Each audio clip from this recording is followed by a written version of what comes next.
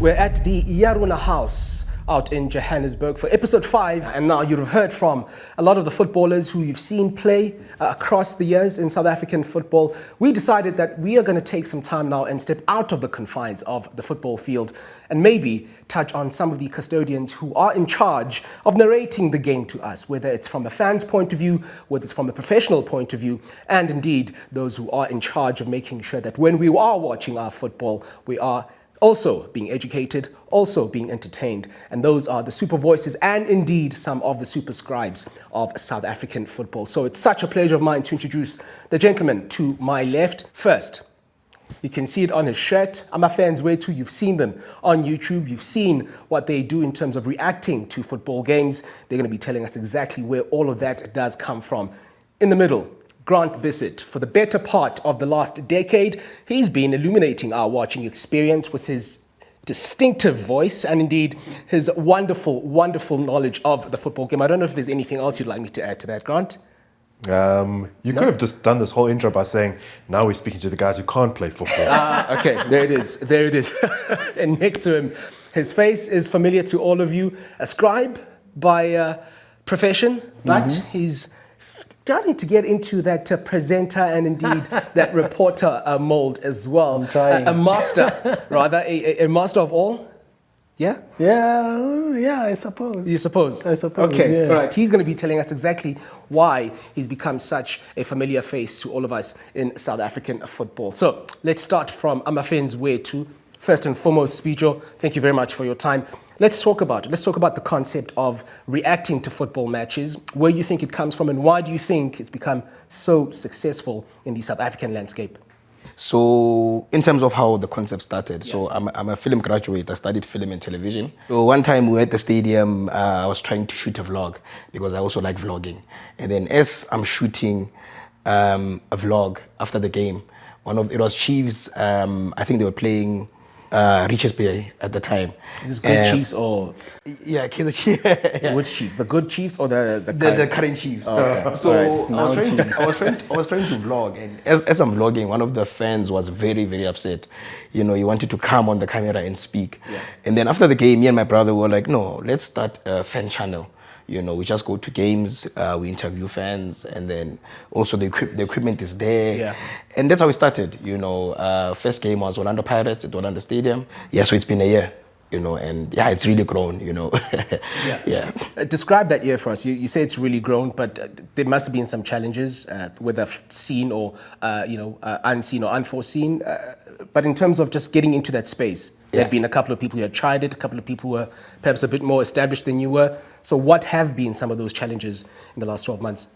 The main challenge will have to be, we are traveling to all games. Yeah. So since we started AmaFans Wethu, we've never really missed a game. Maybe let's say I license a movie to Mzansi Magic. I would take that money invested in AmaFans Wethu TV.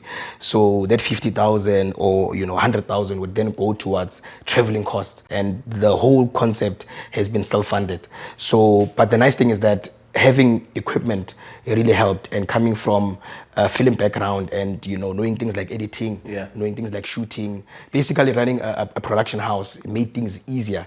But the main challenges were finances, traveling to games, but we knew that we had to invest, and then later, would get opportunities to work with brands. Like now, we are working with Nedbank Uncovered. And also, people don't see even the behind the scenes.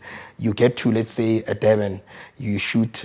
Afterwards, you then have to stress about getting a place to edit. Now, network, challenges.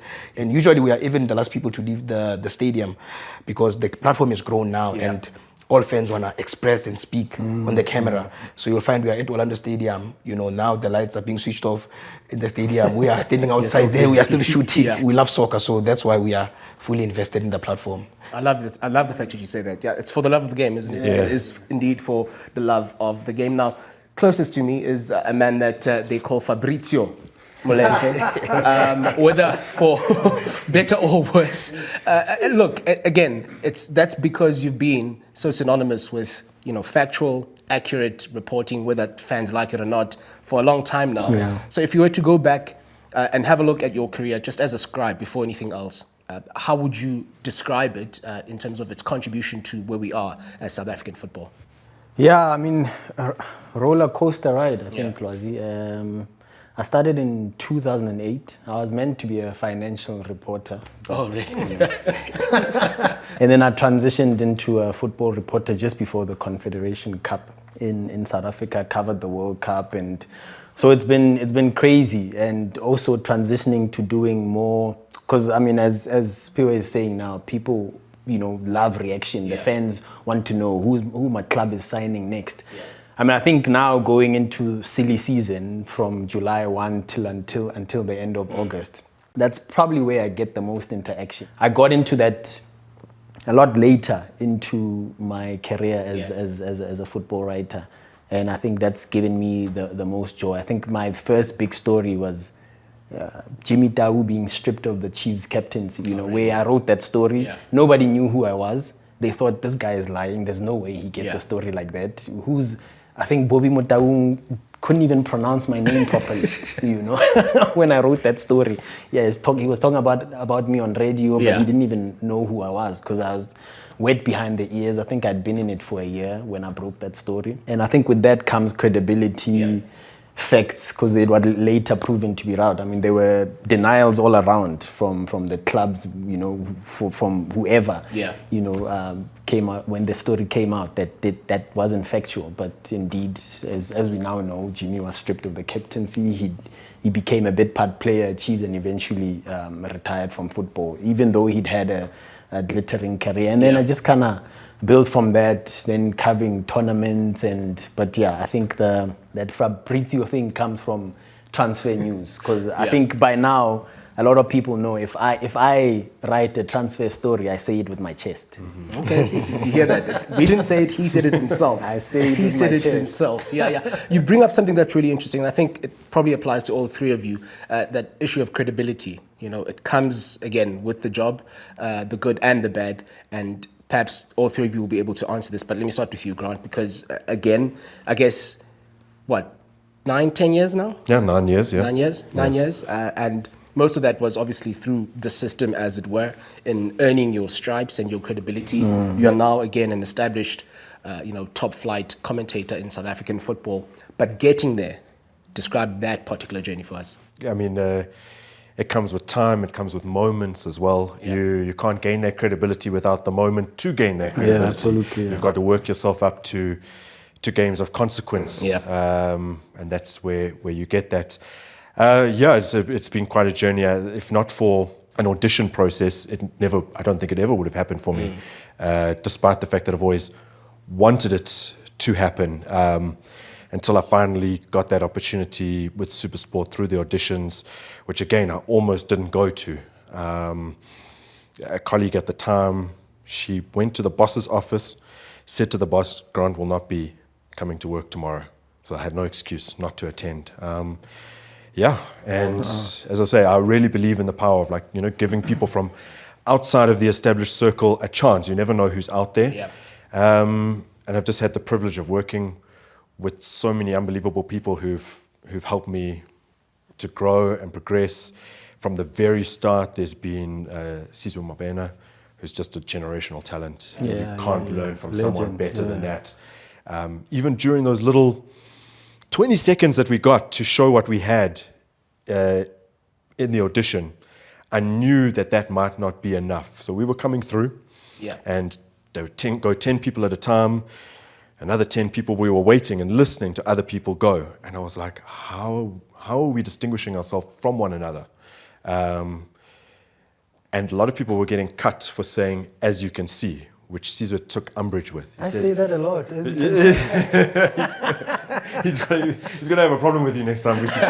But it's just as a jumping off point to say, if you say this, because it's TV. We can see. We're going to cut you instantly. And I knew with the 20 seconds I was going to get, I might deliver something, but would it set me apart? So when I went and I sat in that seat and I was waiting for my cue, I just said, as you can see, as you can see, as you can see. Get it out the system. And they were like, why are you doing it? I was like, I'm just trying to get it out of my system. And I truly believe that was part of maybe why I got selected. it's not about you. It is never about So you've you never said as it the. ever since? I've never said it since. It's never about. I do feel it's never about you as the commentator, but Yeah. you do still have to bring something there. Yeah. There's got to be personality over and above all the other fundamentals that come with producing, passable commentary. So then, Speecho, how have you dealt with the issue of, I guess, trying to gain and build and certify your credibility within the space? I think with us, the biggest thing is consistency. Yeah. Because I've noticed if, let's say, Sundowns is playing and we choose Chiefs, you get to a Sundowns game the next day, fans are like, why didn't you come? They are losing those people. They are number 8. We are number 1. So I've seen that, we've created, consistency helped us because since we started, we've been covering all games. Yeah. Whether it's raining, we are there. Whether, it's Durban, we'll make a plan to go. And we know that if we are consistent, then fans, they know that, okay, we can rely on these people, And I've noticed now that if there's a game, now fans want to go to AmaFans Wethu TV to watch, fan reactions. Let's quickly, now, I guess, delve a bit deeper into the craft, right? Speaking of consistency, speaking of, I guess, time and the investment you make into your craft. So then, Mazola, you've been at it longer than all of us, if I'm not mistaken. Yeah, longer than all of us. What makes a good reporter? Oof. A lot of things. I think 101 is, my boss used to say, KISS, keep it simple, stupid. Right. And that's, as simple as that sounds, there's harder elements of it as well. We speak of consistency, we speak of loving your craft as well. And I think for me, it was building relationships and contacts. Yeah. Because you don't get to that stage where, for instance, we're talking about, a guy in Europe who, he's got 1 million of followers because people want to know the latest news, especially with regard to coaches' movements and transfer and that. And that's not easy. Once the story's out there, people think, oh, okay, and you get, and with all due respect, you get people in different spaces, whether it be social media or whatever the case may be, who think they can do what Grant does, what Speecho does, what Lwazi does, but to actually, get to that level of consistency and to be able to do it week in and week out is difficult. You have to ethics as well. You have to build the relationships, the contacts to trust you. I mean, the amount of time I spend on the phone calling people, checking. You might hear something from one person, but you might not be entirely sure until you've heard from two other people. Yeah. I think that has always been, which there have been question marks about the standard of journalism all around. Getting the context and being able to verify information, because in this age of social media, it must be so difficult. now we're competing with all sorts of elements. I went from being a newspaperman to now radio, TV, and still doing print. There's so many moving parts in the last 16 or 17 years of me doing this. So I think to try and reach that level of consistency is not easy as well. And I think the major thing is, as we go back to that word, credibility and trust as well, and building those relationships so that next time when you write that story, when they see the byline, they're like, okay, no, you can take it to the bank, take it as gospel, because that guy has put in a shift. He knows what he's doing. He knows what he's talking about. And then obviously transitioning to radio and TV, more eyes, more ears. You even have to instant. be exactly. Have to be even better at it with the space of social media. Yeah, sometimes you have to mute those tweets.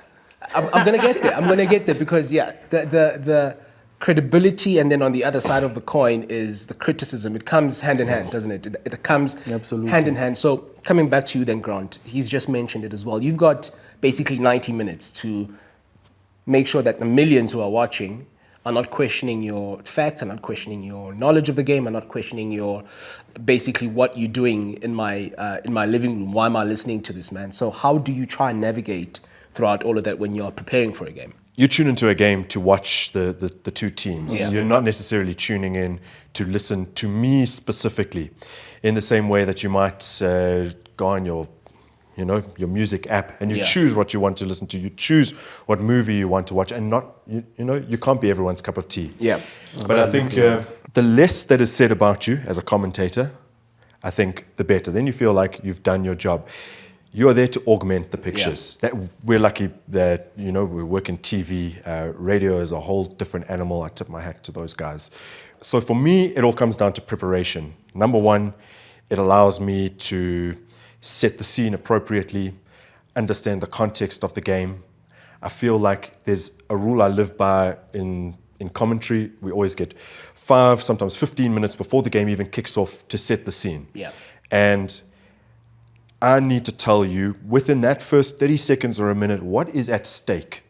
Whether it's Chiefs versus Sundowns and it's a final, or whether it's Polokwane City versus Richards Bay, what is at stake? Yeah. So if I've done that, then I've laid the table for you. And if you get it wrong, we're going to treat you. Exactly. on a personal note, having prepared well gives me the confidence to actually It really perform. does. Yep. Otherwise, I'm approaching the game with some real jitters, not that they're not always there, because, you know, I don't know the content, or don't fully understand it, perhaps. We all deal with criticism and fans and what they have to say. And, you know, the whole thing with football is that people will tell you whatever your opinion is, you're probably correct in your own way, you know? That nobody can really stand and say, no, you're wrong.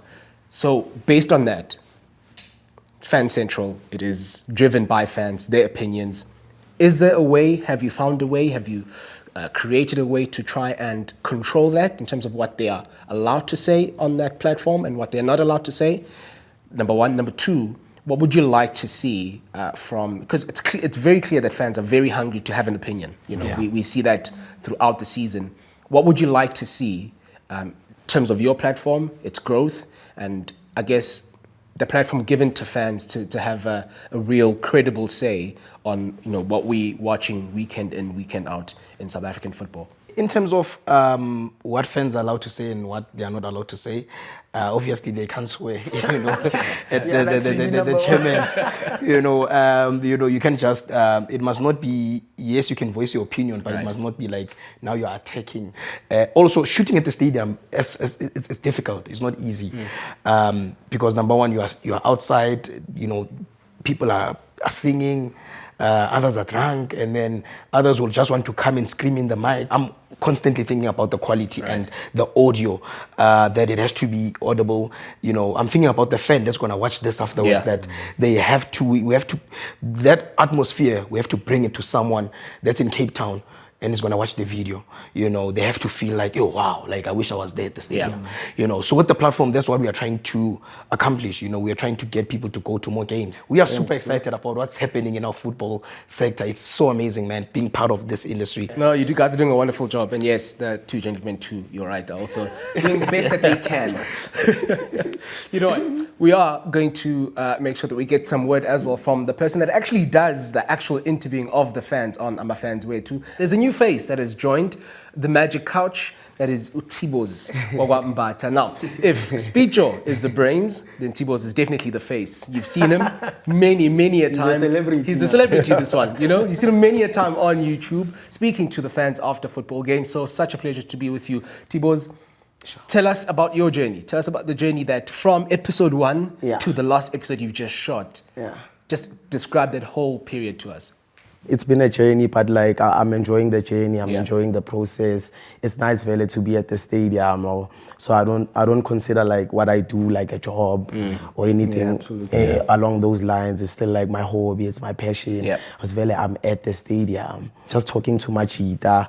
I'm enjoying everything. I mean, I know all three of us here have been accused of being a fan of a team at some stage or another.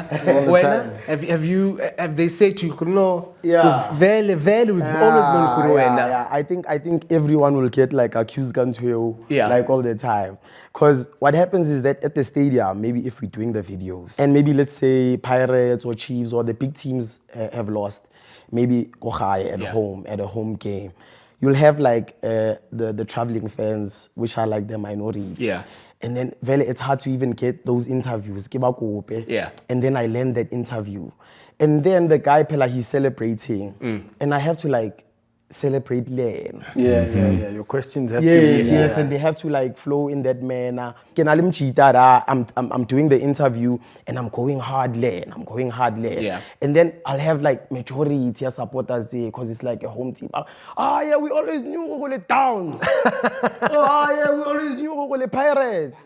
You know, and it's like, it's my span. Yeah. It's my job. I have to like do it to my best. Yeah. Wabona. And also even those losses, I have to still go to like the questions maybe that they don't like to hear. Yeah. Wabona, and really like ask, Wabona, is the coach Vele the right man for you guys? Will you get to top 8? Will you still compete for number 2? What everybody is wondering. What everybody wants to hear, because Yeah, I also of have course, to do, like, I also have to serve the audience that's watching. But Tibos has mentioned something that's really interesting. Being able to sort of lift yourself out of the drama, out of the narrative, whatever narrative it might be, and when it comes to coaches specifically, being able to extract information that is, worth, what us, the fans at home, are wondering. Yeah. How have you been able to do that first as a writer and secondly as a reporter? Yeah, as a reporter first, it was so difficult in the Yeah. beginning because especially in the early days, you want to come out as, being an authority, sometimes, and I see it a lot with young reporters. They want to show people up, that I know so much, or, I can be aggressive, I can ask the difficult questions, and as over the years, I've learned that it's not about that, obviously at the same time, we are all humans, working, we have to have mutual respect. You can ask a difficult question without offending. I've learned to find a balance that even when I've shared an opinion via a column or a story or whatever, the person can still talk to me the next day because it was not personal. It's been 12 months, Akir. Sure. And how many? It's 40,000? Yeah, subs. 40,000 subs. Sure. So there has to be one memorable game or memorable interaction after something had happened that you can pick out from the last 12 months. Yeah. If there is, what is it? So this one time, Chiefs was playing and they drew. I don't remember who they were playing against. Yeah. So I don't even know his name. Like now, Hotman, we won a ganjani game. Oh, now it's Mfowethu straw away la kodwa ngafuna ukudraw Mfowethu. Athi ngizizwa ngathi ngakhala. Ngithi khala bhuti. But like Ele always stands out to me, because I hardly watch the video. Yeah. So tilang with all of the stuff, the uploading, the ing. I was like, I don't like looking at myself. There was one who killed Allah. Like tears.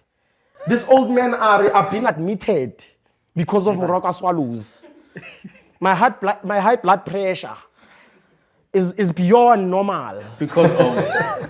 so that's just like what I like. Or if Remachita, and we can just talk like football the way we talk, if there weren't cameras around, and just like chop it up like proper. If you want to cry. Oh, that same vein then. Grant, it's nearly 10 years now. You've been doing this. There has to be a game that stands out in terms of, obviously, stature of the game, and, more importantly, a game where you, at the final whistle, a game of said consequence. to yourself, that's as he puts it. I've already said that before. So yes, the game of consequence and a game where, upon the final whistle, you say to yourself, you know what, I absolutely killed that. I don't know if it's recency bias because there's been, and I know there's been so many like over the years, but there's a couple that stand out. They've been fairly recent. One is actually at the end of last year. Pirates versus Stellenbosch. Now that game has aged like fine wine because now they are the two teams that are battling for that Champions League spot. With you, actually. Yes. And Pirates were 2 goals up. They're at home. They had never, I don't think they'd ever previously, squandered that kind of a goal advantage. And then Stellies hit 3 in under 10 minutes. And it's one of those days where I had all the stats ready, and most of the time I use 25% of the stats that I prepare. Yeah. I used to fall into the trap of trying to shoehorn in everything. Now I'm more content to just say, let that stat die on the floor if it's not relevant. But now I have all the things. Pirates haven't conceded for 6-something hours. And all of a sudden, like this, losing in the league to a team from the Western Cape for the first time in almost 15 years. Yeah. And the game is of so much consequence now. The game of consequence. And then there's some games that are just because they are what they are, it's already tailor-made for you. So Nedbank Cup final last year is one that stands out to me. A final minute winning goal, like you can never really beat that. Yeah. Caesar always used to drive home the point of there's certain times when you just need to let the moment land. There's times when you can go on and on, you know, after a goal is scored, but there's times when it just needs a sentence and then just let the crowd do the rest for you. From a writing point of view, game that stands out, and from broadcasting point of view, game that stands out. There's been a lot, but I think going to Tunisia to cover Pirates in the CAF Champions League semi-final. I think it was semi-final first leg. Roger Desau was the Pirates coach. 14, 15? 2013. 13. 2013. I mean, it's sort of, I've had previous international experiences before, but to cover a game of consequence outside my home country was also, you know, and also Pirates doing so well that they got a standing ovation from the Esperance fans. And then going into the Orlando Pirates dressing room for them to celebrate because now they'd qualified for the CAF Champions League final. And just getting to interact with the players, which was a funny experience because in the lead up to the game, Pirates were sort of like not so friendly towards the media, even the South African media. Oh, really? I think there were 2 or 3 of us journalists there. And they were not really giving us interviews. They didn't want us anywhere near the team. I mean, there have been plenty other stories that I've written ever since, but the one, I would say that Jimmy Stau story is the one that sort of introduced me to the fraternity. You know, as I joked saying that Bobby was on radio and he's like, who's this Mazola guy? You know, but that will forever be in memory as, you know, the story that reintroduced me, and then obviously the rest sort of followed on the back of kind of that. There's Mazola Molefe.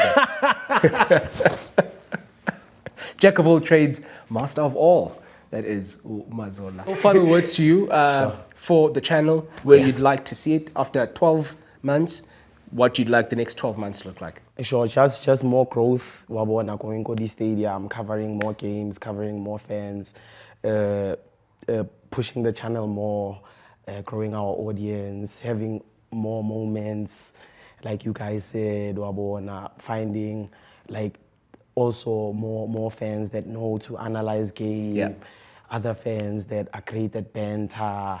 It's just like doing what we are doing, but like more and more and more.